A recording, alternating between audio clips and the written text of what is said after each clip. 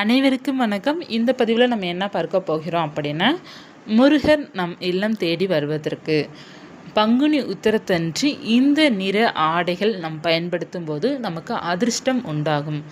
முருகன் நம் வீட்டுக்கு வருவதற்கு நம்ம என்ன செய்ய வேண்டும் அப்படின்னா, பங்குனி உத்திரம் என்றைக்கு வருது அப்படின்னா, புதன்கிழமை தினத்தன்று வருகின்ற புதன் ஏப்ரல் மாதம் 1ஆம் தேதி. இந்த நாளன்று நம்ம என்ன செய்ய வேண்டும் அப்படின்னா, காலையிலே சீக்கிரமாக எழுந்திரிச்சு குளிச்சுட்டு முருகனுக்கு தீபம் ஏற்றி வைத்து சஷ்டி கவசமோ திருப்புகளோ அல்லது நமக்கு என்ன பாடல்கள் முருகனுடைய மந்திரங்கள் நமக்கு தெரியுதோ ஈஸியாக நமக்கு படிக்க வருதோ அதை நீங்கள் திருப்தியாக படிச்சிருங்க. படிச்சுட்டு நீங்கள் பாடல்கள் பாடிட்டு முருகனுக்கு பாலோ இல்லை உங்களால் என்ன முடியுதோ நைவேத்தியம் பண்ணிடுங்க. பண்ணும்போது உங்களுக்கு அவ்வளோ நல்ல பலன் கொடுக்கும். காலையிலே நீங்கள் வழிபாடு செய்வது அவ்வளோ சிறப்புக்குரிய பலன் கொடுக்கும். சரி, இப்போ நீங்கள் காலையில் வழிபாடு செய்கிறீங்க, என்ன நீரை ஆடை பயன்படுத்த வேண்டும்? காலையிலோ அல்லது மாலையிலோ நீங்கள் எப்போ பூஜை செய்கிறீங்களோ அல்லது முருகன் கோவிலுக்கு நீங்கள் போகிறீங்க அப்படின்னா எந்த நீரை ஆடையை பயன்படுத்த வேண்டும் அப்படின்னா, முருகனுக்கு எப்போதுமே உகந்த நிறம் பார்த்தீங்கன்னா பச்சை நிறம். பச்சை நிறம், சிவப்பு நிறம் மிக மிக உகந்த நிறம் முருகனுக்கு. மஞ்சளும் பயன்படுத்தலாம், ஆனால் அதிகமாக நம்ம முருகனுக்காக உகந்த நிறம் பார்த்தீங்க அப்படின்னா பச்சை நிறம் அல்லது சிவப்பு நிறம் நம்ம பயன்படுத்துவது ரொம்ப சிறப்பு. இந்த முறை பங்குனி உத்திரத்தன்று பச்சை நிறம் பயன்படுத்துவது மிக நல்லது. எதற்காக அப்படின்னா, புதன்கிழமை வருவதனால பச்சையை நம்ம பயன்படுத்துவது ரொம்ப சிறப்பாக இருக்கும். இப்போ பச்சை நிற புடவை, பச்சை நிற சுடிதார், இந்த மாதிரி நம்ம பச்சை நிற வேஷ்டி இந்த மாதிரி நம்ம கட்டுவது மிக மிக நல்லது.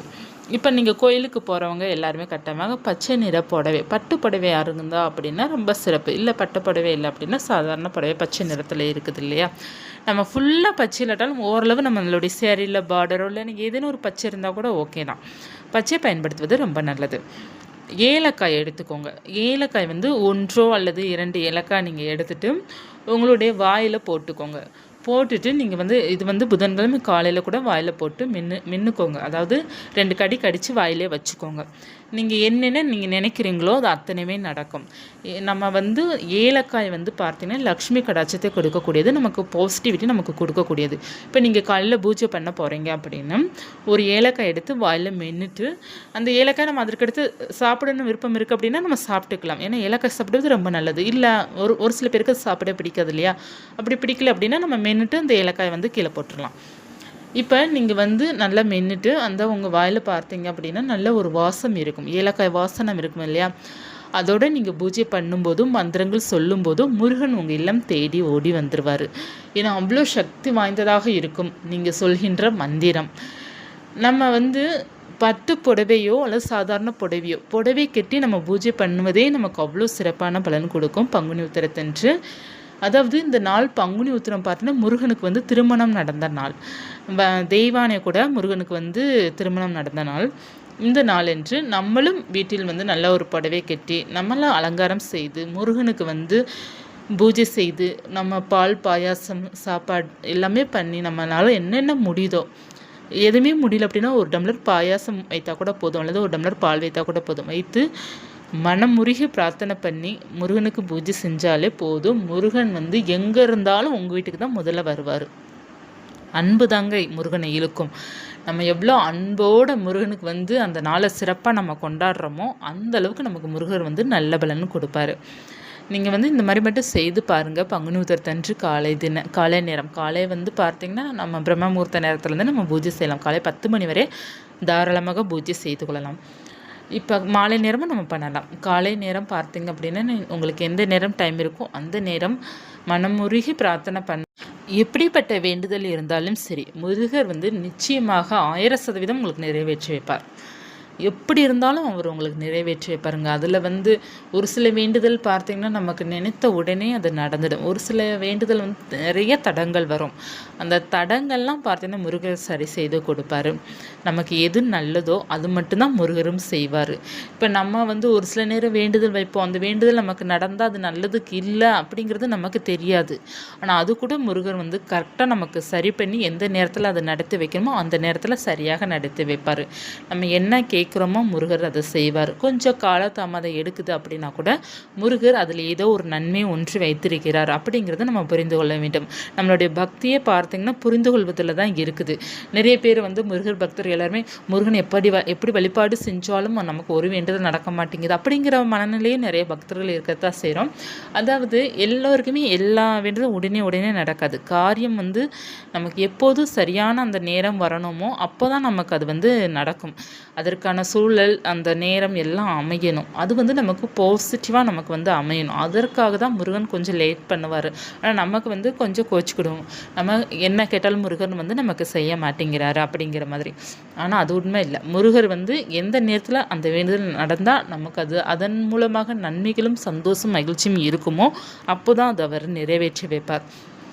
நம்ம வந்து ஒரு சில வேண்டுதல் வைக்கிறோம் பார்த்திங்களா, அந்த வேண்டுதல் வந்து நடந்தால் அது நமக்கு தீமையில் போய் முடியும். அந்த மாதிரி வேண்டுதல் நம்ம கேட்போம்.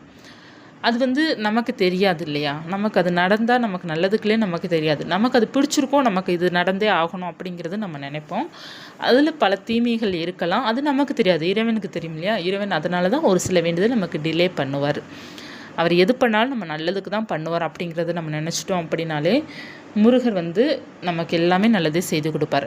இன்னொரு விஷயம் இதில் அடங்கியிருக்கு.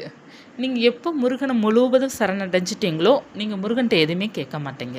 எனக்கு இது செஞ்சு கொடு அது செஞ்சு கொடுன்னு எதுவுமே நீங்கள் கேட்கவே மாட்டீங்க. நீங்கள் எப்போ முருகனை புரிந்து கொண்டீங்களோ, எப்போதும் அவரை வந்து நீங்கள் மனதார முழுசாக அவரை விரும்புகிறீங்களோ, எப்போது பார்த்தீங்கன்னா என்னுடைய வாழ்க்கை அவர் எது பண்ணாலும் அது சரியாகத்தான் இருக்கும் அப்படிங்கிறத நீங்கள் எப்போ நினைக்கிறீங்களோ முருகன்ட்ட நீங்கள் ஒரு வேண்டுதல் கூட நீங்கள் வைக்க மாட்டீங்க. எனக்கு இது நடக்கணும் முருகா, அது நடக்கணும் முருகன், எதுவுமே நீங்கள் கேட்க மாட்டீங்க. ஏன்னா உங்கள் வாழ்க்கையே அவர்கிட்ட தான் இருக்குது. அவர் சரி பண்ணிடுவார், எல்லாத்தையும் சரியாக கொண்டு போவார் அப்படிங்கிறத நீங்கள் உணர்ந்துட்டாலே நீங்கள் அவர்கிட்ட எதுவுமே கேட்க மாட்டீங்க.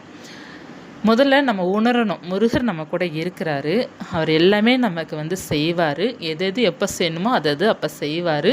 நம்ம பொறுமையாகவும் பக்தியுடனும் நம்பிக்கையுடனும் உற்சாகத்துடன் மகிழ்ச்சியாகவும் நம்ம இருக்கணும். அப்படி இருந்துட்டாலே போதும் நம்ம லைஃப் வந்து ரொம்ப நல்லா இருக்கும். நீங்கள் முடிந்த அளவுக்கு பார்த்தீங்கன்னா முருகன்கிட்ட வந்து அது கொடு இது கொடு அது கொடுன்னு அவரை போட்டு தொந்தரவு பண்ண வேண்டாம். நீ பார்த்துக்கோ, எல்லாமே நீ பார்த்துக்கோன்னு ஒப்படைச்சிருங்கமே, உங்களுக்கு மனம் பாரம் எல்லாமே இறங்கிடும். அவருக்கு உரிய நாள் பங்குனி உத்திரமோ அல்லது தைப்பூசமோ சஷ்டியோ அப்புறம் விசாகம் வைகாசி விசாகமோ அவருக்கு உரிய நாள்லாம் சிறப்பாக வருது பார்த்திங்களா? அந்த நாள் உங்களுடைய கடமையை சரியாக பண்ணுங்கள். முருகனுக்கு ஒரு தீபத்தை ஏற்றி வைத்து முடிந்த அளவுக்கு உங்களை என்ன வாங்கி கொடுக்க முடியுமா வாங்கி கொடுத்து நீங்கள் மனமுருகி பிரார்த்தனை பண்ணுங்கள். அவர் உங்கள் கூட எப்போதுமே இருப்பார். உங்கள் வீட்டில் எப்போதுமே இருந்து கொண்டு தான் இருப்பார். முருகா, நீ என் வீட்டையும் பார்த்துக்கோ, என்னையும் பார்த்துக்கோ, என் வாழ்க்கையும் உன்ட்ட தான் இருக்குது, எனக்கு சுற்றி நடக்கிறது எல்லாமே நல்லதாக நடக்கணும், நீயே பார்த்துக்கோ நம்ம சொல்லிட்டாலே போதும், நமக்கு எல்லாமே நல்லதாங்க நடக்கும். நம்ம முருகன்ட்ட இது வேணும் அது வேணும் கேட்கறனே இல்லை, கேட்கவே தேவையில்லை. அவரே எல்லாம் நமக்கு சூப்பராக நம்ம வாழ்க்கையை நடத்தி கொண்டு வருவார். அதில் சின்ன சின்ன கஷ்டங்களும் இல்லை எதேனும் வந்தால் கூட அவர் பார்த்துப்பார். நம்ம வந்து ஃபீல் பண்ணுற மாதிரி வந்தாலும் அதை அவர் சரி பண்ணி விட்டுருவார். அதனால் முழு நம்பிக்கையுடன் இருங்க. அவரே எல்லாம் பார்த்துப்பார். வாழ்க்கை ரொம்ப மகிழ்ச்சியாக இருக்கும். அவர் கையில் ஒப்படைத்துட்டோம் அப்படின்னா நம்ம வாழ்க்கை ரொம்ப நல்லா மாறும். எவ்வளோ கெட்ட நேரம் இருந்தாலும் எவ்வளோ கெட்ட காலம் இருந்தாலும் அனைத்துமே மாற்றி வரணும். அதாவது நம்மளுடைய தலை எழுத்து எவ்வளோ மோசமாக இருக்குது, என்னடா இது வாழ்க்கை அப்படிங்கிற மாதிரி நீங்கள் நினச்சா கூட எல்லாத்தையுமே அவர் மாற்றி கொடுப்பார். அதற்கு நம்ம வாழ்க்கையை அவர்கிட்ட ஒப்படைச்சிடணும். நீயே பார்த்துக்கோ முருகா, எல்லாத்தையும் எனக்கு என்னென்ன நடக்குதோ நீ பார்த்துக்கோ. நம்ம வாழ்க்கையை அவர்கிட்ட ஒப்படைச்சிட்டு அவரே எல்லாம் பார்த்துப்பார். நம்ம மகிழ்ச்சியாக இருந்தால் போதும், எல்லாமே நல்லதே நடக்கும். இந்த பதிவு உங்களுக்கு பயனுள்ளதாக இருக்கும்னு நினைக்கிறேன். முடிந்த அளவுக்கு இந்த ஆடைகளை வந்து பயன்படுத்துங்க. பச்சை நிற ஆடை, சிவப்பு நிற ஆடையை பயன்படுத்தலாம், ரொம்ப சிறப்பு. புதன்கிழமை இருப்பதனால பச்சை நிறம் பயன்படுத்துவது அவ்வளோ சிறப்பாக இருக்கும். இந்த பதிவு உங்களுக்கு மிக மிக பயனுள்ளதாக இருக்கும்னு நினைக்கிறேன். இருந்தால் லைக் பண்ணிக்கோங்க. இது போன்ற தகவலுக்கு ராஜி செல்வம் யூடியூப் சேனல் சப்ஸ்கிரைப் பண்ணி வச்சுக்கோங்க. மீண்டும் ஒருத்தருடன் உங்களை சந்திக்கிறேன். நன்றி.